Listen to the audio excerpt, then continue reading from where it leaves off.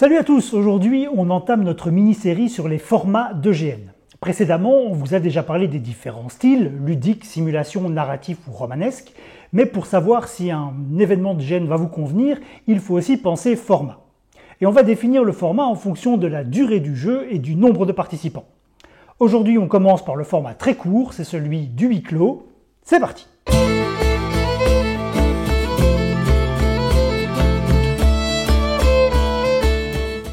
Vous en avez sans doute déjà entendu parler sous les appellations de soirée enquête ou murder party, mais nous avons décidé de garder le nom plus générique de huis clos.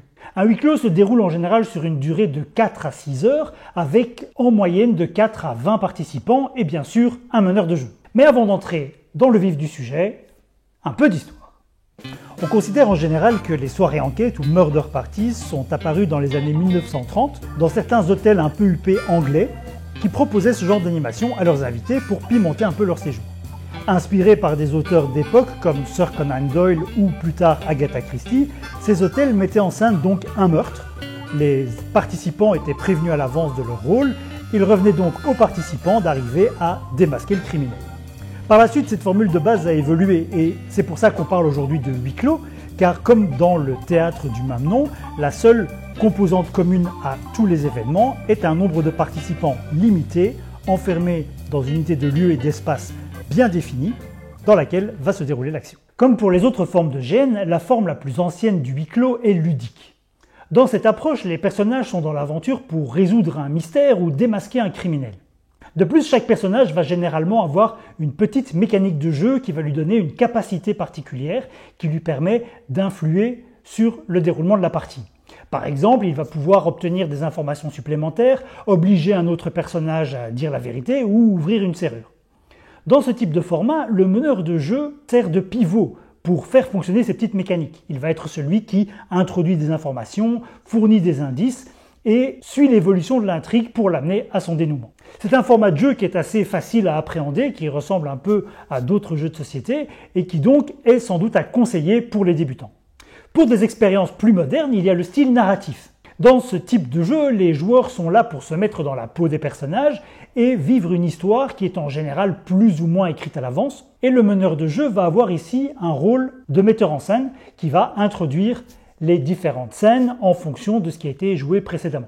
Ces jeux ont généralement pour but d'aborder des thématiques parfois un peu difficiles comme le deuil, les relations conflictuelles, les relations amoureuses, et c'est donc une approche un peu plus compliquée pour débuter. On vous conseille d'avoir déjà un certain vécu dans le milieu du roleplay avant de vous lancer dans ce genre d'expérience. Alors si vous débutez, pourquoi c'est cool le huis clos ? Eh bien, ce sont des petits événements qui vont vous demander un investissement en temps et en matériel minime, voire inexistant. Vous allez juste devoir vous inscrire, lire les documents qui vont vous être envoyés et consacrer une après-midi ou une soirée à la participation au jeu. Ce qui est un petit peu moins cool, c'est que comme le nombre de participants est limité, tous les personnages vont avoir une importance dans l'intrigue. Et donc il n'est pas question de venir en observateur, de rester en retrait, il va falloir vous mouiller, il va falloir assumer votre rôle. Mais après tout, c'est une très bonne manière de se mettre dans le bain du roleplay.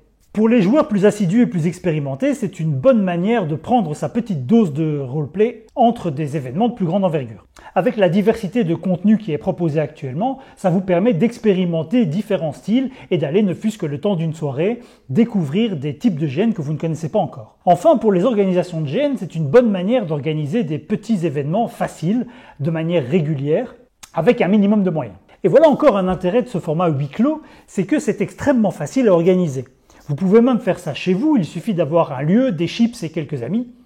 En général, 2 pièces suffisent ou peut-être la maison de campagne de Tata Josette suffira amplement. Pour ce qui est des scénarios, on peut en trouver toute une série sur internet, des livrets complets, clés sur porte, prêts à être utilisés.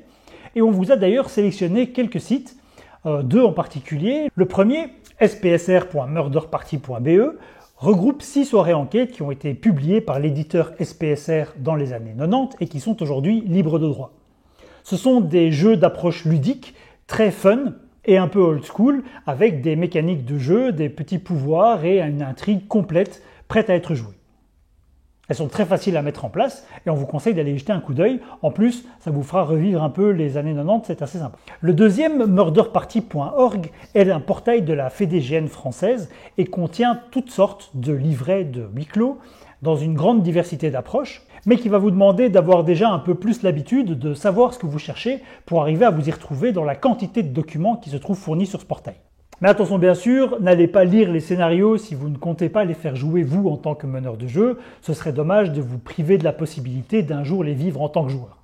Vous trouverez bien sûr dans la description de la vidéo des liens vers les 2 sites que nous avons mentionnés, plus quelques autres qui fournissent ce genre de livret de scénario, et également quelques liens vers des associations qui organisent régulièrement ce type d'événements. On vous conseille d'aller y jeter un œil si jamais ça vous intéresse de participer. Si votre association ou une association que vous connaissez et qui n'est pas listée ici organise ce genre d'événement, n'hésitez pas à nous le faire savoir dans les commentaires et on ajoutera le lien vers le site internet dans la description pour que tout le monde puisse en profiter. Et en attendant bien sûr, n'oubliez pas de vous abonner, laissez-nous un petit like, un commentaire en dessous et parlez-en à vos amis. À plus!